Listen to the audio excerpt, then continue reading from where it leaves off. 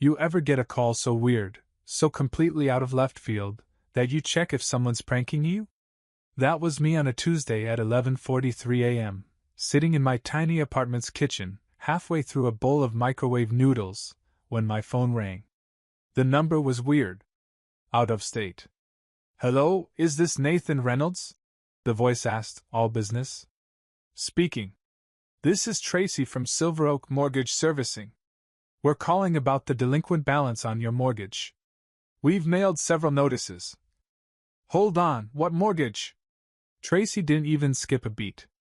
"The one associated with the property at 412 Lavender Drive. Your name is listed as primary borrower.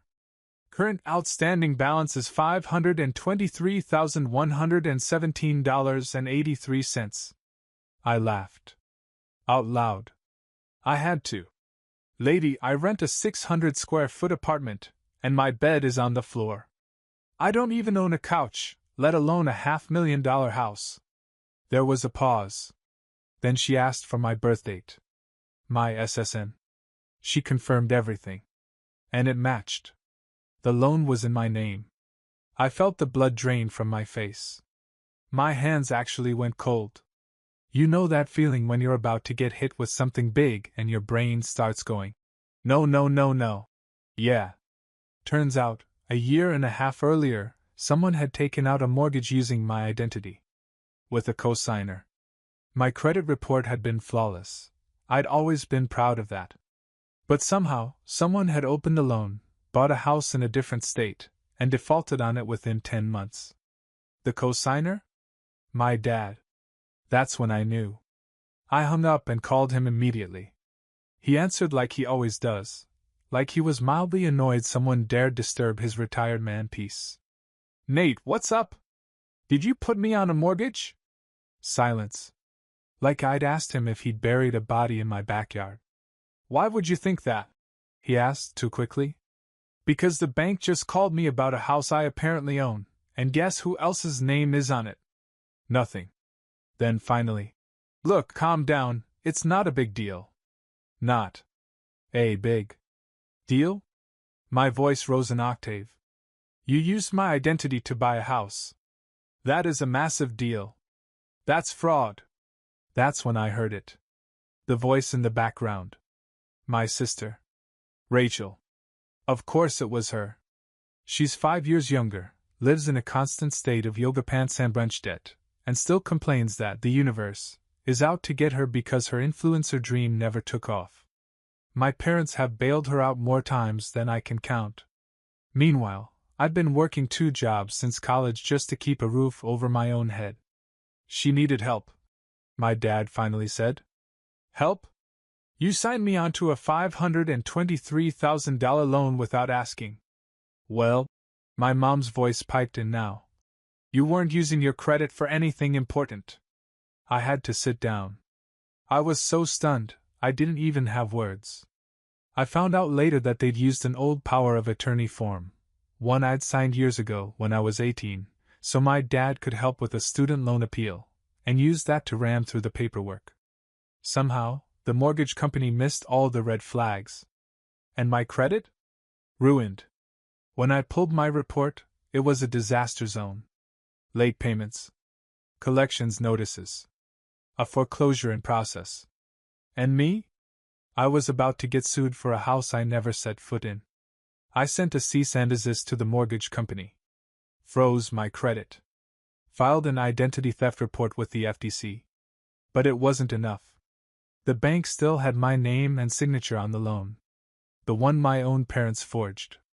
You want to know what really stung? Rachel still lived in that house.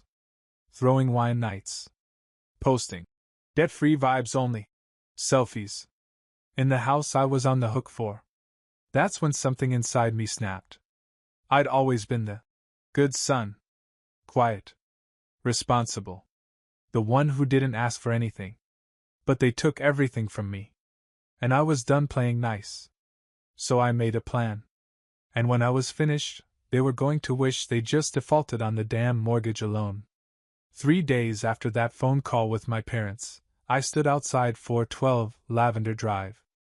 I'd flown in under the radar. No warning. No texts. No. Hey, I'm coming to ruin your day. Message. Just me, a rented Camry, and a folder thick with documents that would make any lawyer salivate. The house itself? Big. Modern. The kind of place with oversized windows and lawn gnomes that looked ironically expensive. It screamed, I don't know what a budget is. Probably staged by someone who charges per pillow. And sitting in the driveway? Rachel's white Mercedes. Naturally. I knocked. Not hard. Just once. Enough to make the door rattle slightly. It was Rachel who opened it. She looked surprised, but only for half a second. Then her face morphed into a smile that could curdle milk. Nate! Wow, what a surprise! She chirped like she hadn't financially detonated my life. Is it? I said flatly. Oh, come on. You're being dramatic. She stepped aside like I was just there to borrow sugar. You should come in. Want a smoothie? I've been doing this new turmeric cleanse. I'm here to talk about the mortgage you dumped on me. Her face twitched. Just slightly. Like a glitch in a badly coded app. I mean, she laughed. It was a team decision. And you weren't using your credit, right? What's the big deal? I stepped inside. The place looked like Pinterest had thrown up in it. Fake plants. Weird wall quotes. A sign over the kitchen sink that said, "Good vibes only." I was ready to burn the whole thing down. I reached into my bag and pulled out the thick manila folder. Rachel's eyes flicked to it, then back to me. What's that? Everything. Inside were copies of the forged documents. My notarized affidavit disavowing the mortgage. Evidence of the fraudulent use of power of attorney. Credit reports. Identity theft filings. And my favorite, a signed letter from an attorney. Not just any attorney. Mine. Because after that call from the bank, I called a friend from college. Jenna. She's a lawyer now. A damn good one. Specializes in identity theft and elder abuse cases. She owed me a favor. I'd helped her move during a rainstorm once when everyone else bailed. And let me tell you, Jenna does not play. I spoke to a lawyer. I said, voice steady. She says I have a solid case. Forgery. Fraud. Identity theft. Civil damages. Rachel paled. I continued calm but cold. So here's what's going to happen. You're going to refinance this mortgage. In your name. Fully. I'm going to be removed. Permanently. And you're going to pay every cent of the legal fees. Rachel blinked like I'd slapped her. I can't do that, she snapped. My credit's not even good enough to finance a gym membership. That's why we needed you. I cut her off. Needed? Rachel, you didn't ask. You stole. From your own brother.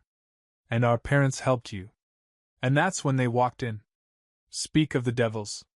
My parents entered from the hallway. Apparently they'd heard everything. My mom's face was blotchy from crying. My dad? He just looked tired. Not guilty. Not apologetic. Just annoyed. Nate. My mom began. Can we please talk about this as a family? You had your chance, I said. Now you can talk to my attorney. You don't need to be so aggressive. My dad said, crossing his arms. This was a misunderstanding. Really? You used the power of attorney form I signed when I was 18, and used it to forge a signature on a $523,000 mortgage. That's not a misunderstanding. That's a felony. I raised you. My dad exploded. Put food on your table. Cool, I said. And now you're trying to bankrupt me so your daughter can live her Real Housewives fantasy. Thanks for the meal, by the way. Rachel looked like she was about to cry. You'd really let your sister go down for this? She whispered. I turned and stared her down. You let me get a foreclosure notice. You tanked my credit. You never even told me. You lived here like it was a damn vacation and didn't care that it was all under my name. And now you want sympathy? She sat down hard on her pristine white couch. And then, to really twist the knife, I pulled out the final piece of my folder. A printed copy of a letter I'd already sent to the bank. A formal notice requesting a full investigation into the loan's origination, with evidence of the forged documents, and a pending fraud complaint. The bank had 30 days to respond. And if they didn't, we'd go to court. Their faces dropped. My dad's mouth opened. Closed. Opened again. Then? Silence. That was the moment. The moment they realized I wasn't bluffing. That I wasn't their doormat anymore. That I wasn't going to quietly carry the debt while they lived their lives like nothing happened. I turned to leave. No smoothie then? Rachel said weakly behind me. I stopped at the door. Nope, I said. But I'll take the house. You know. Since it's technically mine. Then I walked out and closed the door behind me. Next up? Jenna was filing a formal civil claim. And Rachel? She was about to find out what real foreclosure felt like. 3 days later, Rachel called me. Twice. I didn't answer. Then I got a text. Can we talk? The bank's doing some kind of audit. I don't know what you told them, but you need to stop. I smiled. Because that audit was just getting started. See, Jenna had a friend, Alicia, who worked in internal compliance for Silver Oak. The same mortgage servicer that was now neck-deep in my fraud claim. Alicia agreed to review the original loan file. Not as a favor, but because what I'd sent looked suspicious enough to warrant a red flag inside the company. And guess what? It turned out the notary stamp on my forged signature belonged to a woman who hadn't worked in real estate in 6 years. She'd moved to Arizona and started a dog rescue. She even emailed Jenna a statement saying she hadn't notarized a damn thing in over half a decade. That was strike one. Strike two? The income verification document attached to my application. It said I worked as a senior software engineer making $147,000 a year. I've never made more than $63,000. And I'm in logistics. Not tech. That piece of fiction was printed on fake letterhead from a non-existent company. Strike 3? Rachel's bank statements. Jenna subpoenaed them as part of our civil case. And what they showed was glorious. For starters, Rachel wasn't just broke. She was hemorrhaging money on nonsense. Personal trainers. Spiritual consulting. A $7,000 retreat called Vibrate Your Higher Self into Wealth. Even better? She never made a single payment toward the mortgage. Every payment, until they stopped, had come from my parents' account. Which meant they took out the loan in my name, using fake income, never told me, and then paid it themselves until they couldn't anymore. And once they ran out of money, they let it default. Let it sit. Let me take the fall. I was livid all over again. Jenna filed for a temporary injunction to pause foreclosure proceedings while the fraud case played out. And when the bank realized they might be on the hook for approving a loan based on forged documents and a dead notary, they cooperated fast. That's when the real fun started. Because Silver Oak sent a formal letter to Rachel and my parents demanding immediate resolution. They offered to let her refinance, but only in her own name. Spoiler, she didn't qualify. Her credit score was 531. Even payday loan companies would laugh at that. Next, they offered a short sale. Basically, sell the house for what you can, and we'll take the loss. Rachel refused.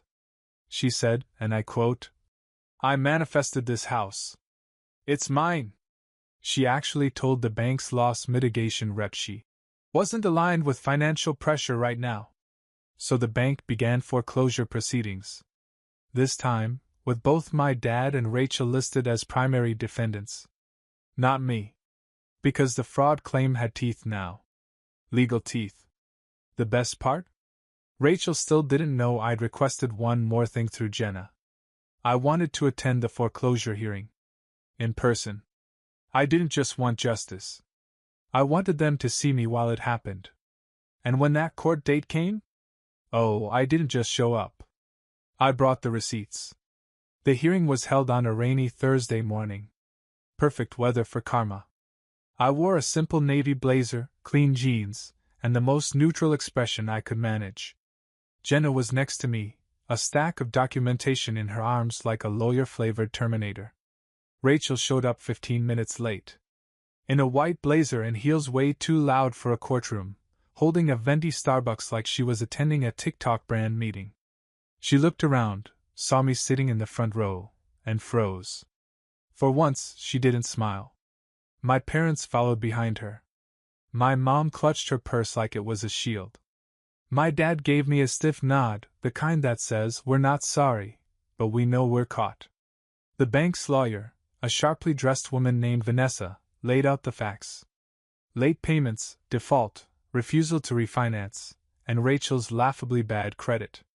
She spoke clearly and efficiently, with zero emotion. Jenna went next.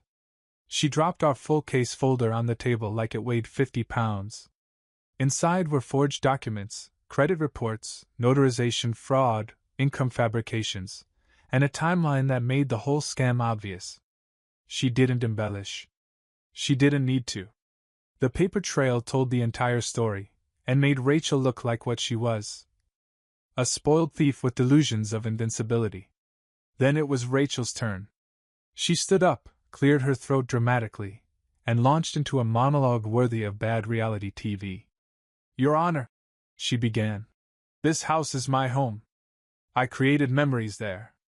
I decorated it myself. I was told my brother wanted to help. I was under the impression this was a family agreement." The judge interrupted her. "Miss Reynolds, is your name on the income documents submitted to the bank?" She hesitated. "No, but did you submit any payments under your own name?" Another pause. "No, but my parents. And is it true you have made 0 payments on the loan since it originated?" Silence. "Miss Reynolds?" She swallowed. "Yes." I could feel the heat rising in her cheeks. The judge looked at her like she was a fly on his gavel. "The foreclosure will proceed," he said simply. "And Mr. Nathan Reynolds is hereby released from liability, pending resolution of the fraud case. Silver Oak retains the right to pursue damages against the co-signer and any party found to have benefited from the fraudulent loan." He didn't bang a gavel, they never do, but he might as well have dropped a mic. I stood slowly. So did Jenna. And Rachel? She just sat. Frozen. Her eyes darted around like she was looking for a hidden camera. Like any second, someone would pop out and say, "Just kidding! You're still rich!" But no one came. Outside the courtroom, my dad tried to corner me. "You didn't have to do this," he said, voice low. "You're right," I replied. "I didn't. But I wanted to." "You've humiliated your sister," my mom added, clutching her pearls like I'd kicked a kitten. "She humiliated herself," I said. "You just helped her load the gun." Rachel didn't say anything. She just walked past me, down the courthouse steps in silence, like someone had finally turned off the Wi-Fi in her brain. I watched her go. And for the first time in years, I didn't feel like the forgotten sibling. The backup plan. The invisible one. I felt like someone who had taken his life back. But I wasn't done yet. Because Silver Oak might have dropped me from the loan. But Jenna and I still had one more suit to file. And this time? We were going for damages. The civil suit we filed wasn't just about revenge. It was about principle. I didn't want to ruin Rachel. I wanted to define a boundary she could never cross again.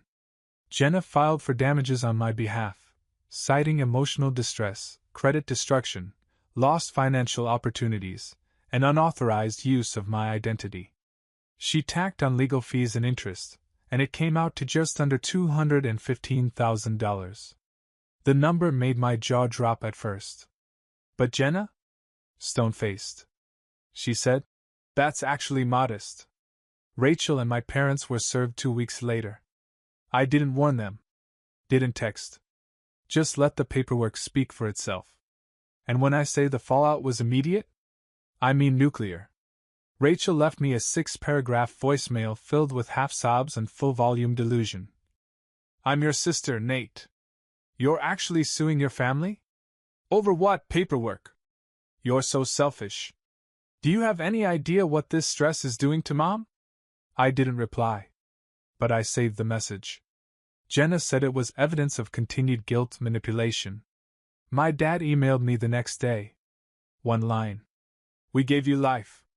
Is this how you repay us? I forwarded it straight to Jenna with the subject line. Boomers trying boomer things.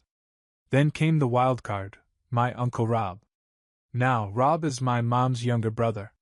He's quiet, keeps to himself, lives in a condo by the lake and grills a lot of meat. We hadn't spoken in 5 years. But suddenly I got a text. Saw what happened? Coffee this weekend?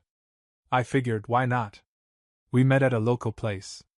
I expected awkwardness. Instead, he slid into the booth, dropped a folder on the table, and said, I always knew they'd pull something like this. You're not the first. Inside the folder were copies of Rachel's financial loans over the years, pulled from a joint trust my grandparents had left. For the grandkids equally. She'd already taken $118,000 from it by age 25. I'd never received $1. I sat there in shock while Uncle Rob sipped his black coffee like it was just another Tuesday. She's burned through everyone, he said. I just hope this time she actually learns something. Turns out he'd been quietly distancing himself for years. And now that I'd gone scorched earth, he wasn't shy about it anymore. He even offered to testify if it went to court. Jenna was thrilled. Character witness and financial evidence? That's gold, she said. And that's when something else landed in my inbox. A settlement offer. From my parents' lawyer. They were trying to negotiate before things went public. Their offer? $20,000 and a mutual NDA. No admission of guilt. Just silence. I read it. Laughed. Then sent a reply through Jenna. Add another 0 and we'll consider it. And you know what? We didn't wait long for their answer. Because next came something I didn't expect. Rachel showed up at my job. Unannounced. Lip quivering. Hair perfect. In the lobby of my office. Saying, Please. Just talk to me. So I did. For 5 minutes. And what I said made her physically stumble backward. I met Rachel in the lobby. Just me, her, and a receptionist pretending not to eavesdrop while typing like a court stenographer. Rachel looked wrecked. Makeup perfect, sure, but her face was pale. Shoulders tight. Like she knew this wasn't going to be another I'm sorry you're mad performance that worked on our parents. Why are you doing this? She asked. Almost a whisper. I already told you, I replied. You committed fraud. You tanked my life. Now I'm fixing it. You're my brother, she snapped. You're supposed to protect me. I blinked. Protect you? Rachel, I protected you by default for years. I kept my mouth shut every time you got bailed out. I stood by while Mom and Dad gave you handouts and told me to be the strong one. I protected you when I paid for my own college while you blew $6,000 on a crystal retreat. She looked down. I wasn't done. You used me. You stole from me. You ruined my credit. And you never even said sorry. Not until you got caught. She tried again. But you're suing me. I nodded. Yeah. I am. And here's the part you really need to understand. I stepped closer. Quiet. Calm. Final. This is the last time I will ever explain myself to you. I don't owe you a relationship. I don't owe you silence. And I definitely don't owe you forgiveness. Tears welled up in her eyes, the kind designed to trigger sympathy. But not this time. I'm not doing this to hurt you, Rachel, I said. I'm doing this to end you. Legally. Cleanly. You're going to answer for what you did, and when it's over, I won't think about you again. She stared at me like I'd slapped her. Then said something I'll never forget. I don't know who you are anymore. I smiled. That's the idea. And I walked away. Back upstairs. Back to work. Back to a life where I was no longer the convenient, forgettable brother who could be dragged into disaster after disaster and expected to stay quiet. That night, Jenna called. Their lawyer had countered. $60,000. Still no admission of guilt, but the NDA clause was gone. It was a start. But we weren't done yet. Because Jenna had filed another request. She wanted Rachel and my father deposed under oath. And that was going to be recorded. On camera. On file. Forever. The deposition was held in a gray conference room that smelled like copier ink and stale coffee. Rachel sat across from Jenna, twitchy in her seat, flanked by her lawyer, some junior associate with too much hair gel and not enough spine. My father sat next to her, arms crossed, eyes burning a hole through the table like he could intimidate the truth away. He couldn't. Jenna pressed record. Introduced herself. Introduced the case. Then calmly, like she was asking about the weather, said, Miss Reynolds, can you explain how your brother's signature ended up on the mortgage application? Rachel hesitated. Her lawyer shifted. I thought it was allowed, she said. Allowed? Jenna tilted her head. By whom? My parents said they handled it. Are you saying you didn't see the final paperwork before signing? I didn't read it carefully, no. Did you know your brother was unaware of the loan? Another pause. I didn't know he didn't agree to it, she said. Jenna raised an eyebrow. Did he ever say, yes, I'll co-sign a mortgage with you for over $500,000? Rachel looked like she was chewing her own tongue. No, she whispered. Jenna nodded. Thank you. That's all for now. Then she turned to my father. Mr. Reynolds, you co-signed the mortgage. Is that correct? Yes, he said, tight-lipped. You also submitted a power of attorney to authorize your son's signature? Yes. Was that document created recently? No. Dated? When he was 18. And was it specific to this mortgage? He didn't answer. Mr. Reynolds? It was a general document. Durable. Meaning it had no connection to this loan whatsoever? He didn't respond. Jenna let the silence drag. Would you agree your son had no idea he was being signed onto this debt? Still nothing. Did you ever notify him in writing? No. Did you ever hear him say he agreed to this arrangement? No. Did you understand at the time that using that document this way could constitute fraud? My father's jaw flexed. I did what I had to do, he muttered. Jenna smiled like a lion seeing a limp gazelle. Thank you. That's all. They called for a break. Rachel walked out first, visibly shaken. My dad stayed behind, watching me with eyes full of wounded ego. You think this makes you better than us? He asked. I stared him down. No, I said. But it proves I'm not like you. He looked away first. Outside the room, Jenna leaned in. We're not just going to win this, she whispered. We're going to bury them in precedent. After this, they won't be able to open a library card without someone asking for backup documentation. And she was right. Because the next morning, we got an email from their lawyer. A new offer. $150,000. And an apology letter drafted, voluntarily. It wasn't justice. But it was accountability. And for the first time in my adult life, I was the one holding the pen. I accepted the settlement. $150,000 wired into my account within 48 hours. Clean. Taxed. Legal. Final. The apology letter arrived a few days later. It was 2 paragraphs long, co-signed by both of my parents. Full of vague regret, heavily lawyered phrases like lapses in judgment and unintended consequences. But they admitted wrongdoing. That was all I needed. I didn't reply. Didn't call. Didn't even open the envelope fully. Just took a photo of the signature page and dropped it into a secure folder label. Just in case. I blocked their numbers. I told Jenna I was done. We had our money. We had our distance. And for the first time in years I had peace. Almost.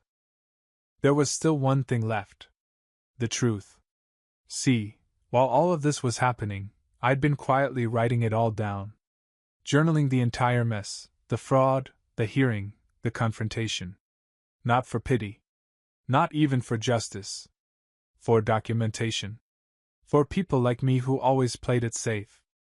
Who never pushed back. Who kept taking the fall because family comes first. I posted the story anonymously on a financial subforum. Kept names vague. Changed dates. The post blew up. Tens of thousands of upvotes. Comments from people who went through the same thing. Whose parents ruined their credit. Whose siblings forged loans. Whose families taught them shame instead of accountability. And that was the real win. Not the money. Not the lawsuit. It was knowing I wasn't alone, and neither were they. 3 months later, I bought my first place. Small condo. 2 bedrooms. Clean view. All in my name. Credit still bruised, but healing. Kind of like me. I never heard from Rachel again. I saw on social media that she moved in with a friend. Something about taking a break to work on herself. Cool. I hope she does. But me? I'm working on something else entirely. Something better. A life without manipulation. A future without guilt. And a past that doesn't own me anymore.